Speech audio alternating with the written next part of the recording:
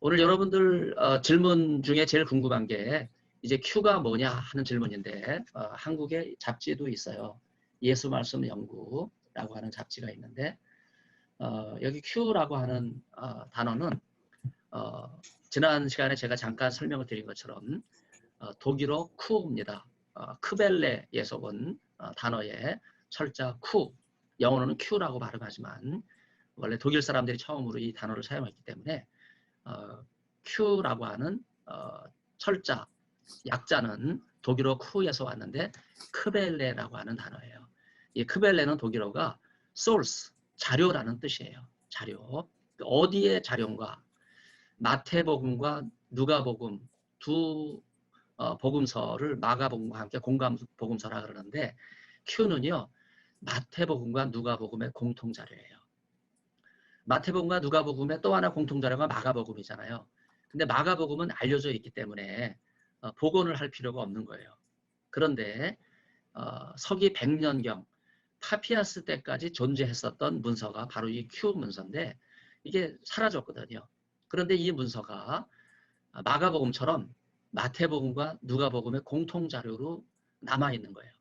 그래서 마가복음은 현존하고 있기 때문에 복원할 필요가 없고 100년경 파피아스 때까지 살아있었던 이 Q 복음서는 지금 존재하지 않기 때문에 로스트 가스풀이에요. 잃어버린 복음서가 됐기 때문에 이걸 학자들이 복원을 하게 된 거죠. 복원 작업은 어렵지 않았어요. 마태복음과 누가복음에 공통되는 그런 자료들 중에 마가복음과 다른 내용만 복원해서 복원하면 이제 큰 문제가 없는 거죠. 네. 그런 점에서 복원된 문서를 여러분에게 한번 소개를 해드리면요. 자, 여러분이 보이십니까? 이 크리티컬 에디션 오브 Q라고 하는 게 Q의 비평 본문이에요. 비평 본문. 비평 본문이라고 하는 말은 사실 우리가 갖고 있는 헬라어 원전 성경이 있잖아요.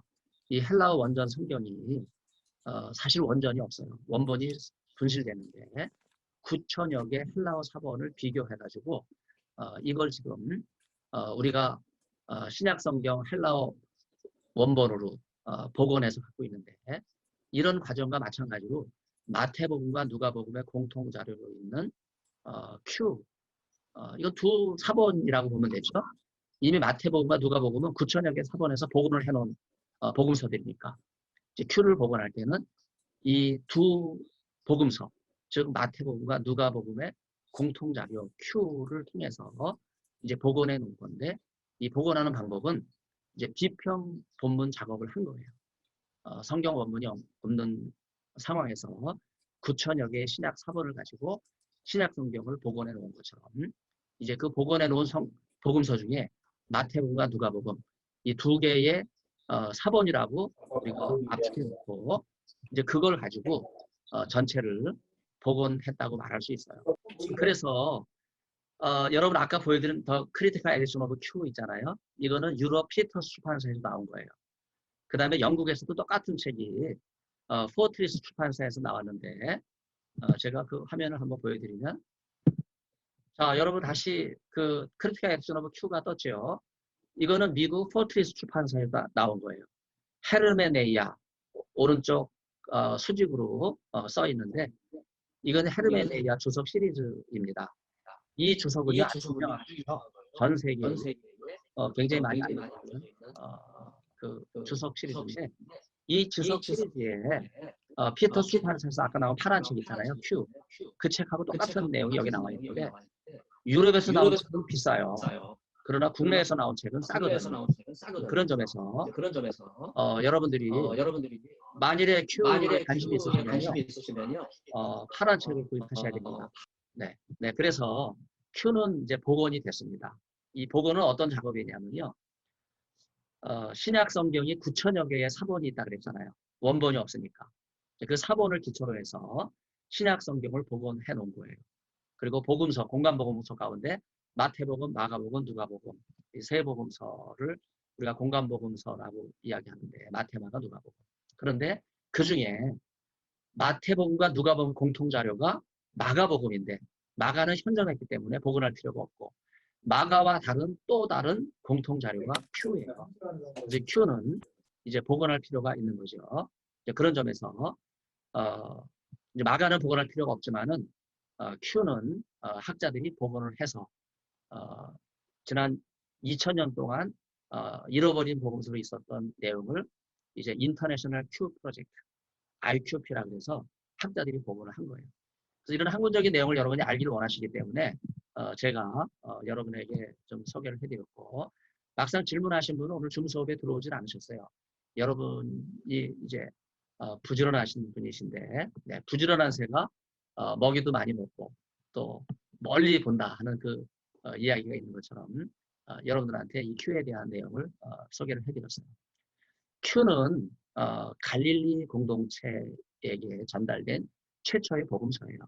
The First Gospel, 첫 번째 복음서, 이렇게 이름을 붙이죠. 근데 왜 갈릴리 공동체인가? 예수님이 공생의 3년이 갈릴리에 있었잖아요. 갈릴리에서 제자들을 부르시고 또 갈릴리에서 예루살렘을 유대인의 명절 때 3번 올라가신 거죠. 지금 아비볼이에요. 아비볼은 이스라엘 명절 가운데 첫 번째 명절, 달력이에요. 우리 정월에 비슷합니다. 우리가 지금 정월 지난 지 얼마 안 되잖아요. 지난주 정월 대보름까지 지냈으니까. 사실 이스라엘의 달력은요, 우리처럼, 우리 옛날 전통처럼 음력을 사용했다고 보면 돼요. 그래서 음력 정월이 이스라엘의 아비벌인데, 이 아비벌이 6월절이 시작이잖아요. 바로 이 6월절 시작할 때 예수님께서 예루살렘에 올라가셨는데, 6월절 명절을 향해서 3번 예루살렘에 올라가시고, 마지막에 이제 순환주간, 또 예수님 예루살렘에 올라가셔서 마지막 십자가를 지시는 그 사건을 여러분들 잘 기억하고 계실 거예요. 여기서 중요한 거는요, 예수님의 공생에는 유대 명절 6월절 때만 예루살렘에 올라가셨고, 나머지 기간은요 갈릴리에 계셨다는 거예요. 그 예수님의 공생의 대부분은 갈릴리예요. 그리고 갈릴리에서 하신 말씀들이 대부분이에요. 그래서 Q는요 3장에서 시작됩니다. 왜 Q가 3장에서 시작되냐면요, 마태복음과 누가복음의 공통 자료가 예수님 말씀 3장으로 시작되기 때문에 그래요. 근데 여기서 여러분이 질문이 생길 거예요. 마태복음과 누가복음의 공통 자료는 1장에서 시작되는 거 아닙니까? 왜냐하면 1장이 마태복음 1장이든 누가복음 1장이든 예수님 탄생에 대한 내용이니까. 그러나 탄생에 대한 기록을 여러분 자세히 보시면요, 마태복음과 누가복음의 예수님의 탄생 이야기가 다르잖아요. 마태복음 2장, 누가복음 2장에 예수님 탄생했을 때 탄생을 축하한 첫 번째 목격자들이 누굽니까? 마태복음은 동방의 박사들이에요. 누가복음은 들의 양치는 목자들이에요.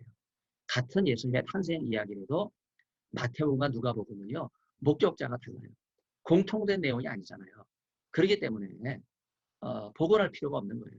공통된 내용이 아니란 말은 무슨 말이냐면, 마태는 마태의 특수자료, 누가는 누가의 특수자료를 가지고 예수님의 탄생 이야기를 기록했다 하는 거예요. 그러나 마태복음 3장과 누가복음 3장을 보면요, 예수님의 말씀이 나오는데 공통된 이야기로 나와요. 이제 오늘부터 여러분이 시청하시게 되는 세례 요한의 설교부터 나오는데, 오늘 그래서 여러분이 세례 요한의 설교를 한국교회 이슈 정보원과 관련해서 동성애와 관련된 내용을 이제 오늘부터 19개의 강좌를 듣게 되실 거예요. 오늘은 이제 2강좌를 들으시게 됩니다. 그리고 한국교회 이슈 정보원과 관련해서 한국교회 정론 1차 세미나에 대한 내용을 여러분이 들으시게 될 거예요. 여기서 중요한 거는요, 예수님의 말씀이 갈릴리를 중심으로 진행이 됐다 하는 말씀이에요. 그래서 갈릴리에서 제자들을 부르시고, 갈릴리에서 제자들을 파송하시고, 또 갈릴리에서 하나님 나라 복음 선교의 사명을 맡겨주셨다 하는 거예요. 그래서 이런 내용이 예수님 말씀 복음서 Q는 3장에서 시작돼서, 3장이라는 말은 마태복음과 누가복음 공통자로 3장이라는 말이에요. 그리고 22장에서 끝나요. 22장은요, 여러분 Q의 순서는 편의상 누가복음의 순서를 따라요. Q 22장, 마지막 심판의 보좌에 앉는 그런 말씀으로 끝나요. 그래서 Q는요, 3장부터 22장까지 내용이고, 아까 보여드렸던 이 파란 책과 빨간 책, The Critical Edition of Q, 바로 그게 헬라어로 복원되어 있는 예수님 말씀인데요. 이제 그걸 여러분들이 헬라어로 읽기가 어려우시니까 제가 그걸 한글로 번역했어요. 그래서 한글로 번역한 예수님 말씀이, 예수 말씀의 전승계도 여기 헬라어가 있습니다. 헬라어가 있고, 그걸 제가 우리말로 번역을 해놨어요. 그리고 예수 말씀 보면서 큐 개론에 역시 중간에 또 예수님 말씀에 대한 내용을 제가 큐와 헬라어와 신약 성경을 따로 이렇게 어, 나란히 보기 좋게 해놔서 여러분에게 번역하는 게 있습니다. 이 두 책은요, 한국의 큐 개론서예요. 그래서 기독교 서회에서 나왔는데 여러분들이 이제 신약 성서 연구라는 과목을 듣지만 이 개론서로 공부하게 되면 너무 지루하고 힘들기 때문에 이건 뭐 신약학을 전공하는 사람들도 힘들어하는 과목 책이기 때문에 여러분을 위해서 저는 그냥 예수님 말씀을 강해 설교한 것으로 그리고 동성애 문제와 연관 지어서 한국교회 이슈 점검에 적용하는 그런 시간으로 이번 한 학기를 이끌어 가려고 그래요. 그래도 이 클래스를 하면서 여러분이 궁금하시기 때문에 지난 시간에 말씀드린 것처럼 신약학을 전공하시는 분들이 아니시고 교회 음악 사역 현장에서 목회자들과 함께 찬양 사역을 하시는 분들이시기 때문에 여러분들을 좀 부담을 덜어드리기 위해서 제가 혹시 큐에 대해서 질문이 생기시면 이 책을 부지런히 읽으시면 돼요. 틈나는 대로. 그리고 이제 독서 보고를 2개 요구를 했는데 그게 중간고사, 기말고사에 공통으로 하는 거예요. 그래서 A4 한 장씩 제출하면 그게 중간고사도 되고 첫 번째 독서 보고도 되고 그 다음에 또 A4 한 장을 내시면 그게 기말고사도 되고 두 번째 독서 보고도 되게 이제 그렇게 처리를 하겠다 하는 말씀을 여러분에게 드렸습니다. 그리고 또 하나의 책 지저스 인 큐는요. 이거는 미국 영어권 학생들을 위해서 제가 영어 개론서로 만든 거예요. 그래서 여러분들이 아직 큐도 잘 이해하지 못하는 상황에 영어 책을 여러분에게 제시했기 때문에 많은 학생들이 한 40명 가까이 이 과목을 들었다가 이제 다 나가는 그런 이제 일이 있는데 저한테는 행운이죠. 여러분 독서 보고를 많이 읽지 않고 또 성적 처리하는데도 이제 부담이 없기 때문에 저는 뭐 아주 감사하고 프레이즈 로드 하나님 앞에 찬양을 드립니다.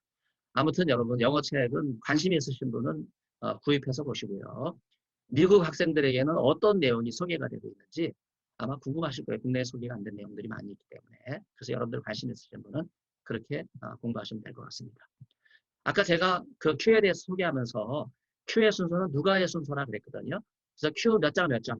예를 들면 큐 14장 5절이 제 학위 논문이에요. 한 절을 가지고 제가 학위 논문 이제 철학 박사 논문을 완성을 했는데 이제 그 공부를 하느냐고 10년이라는 세월을 보낸 거예요.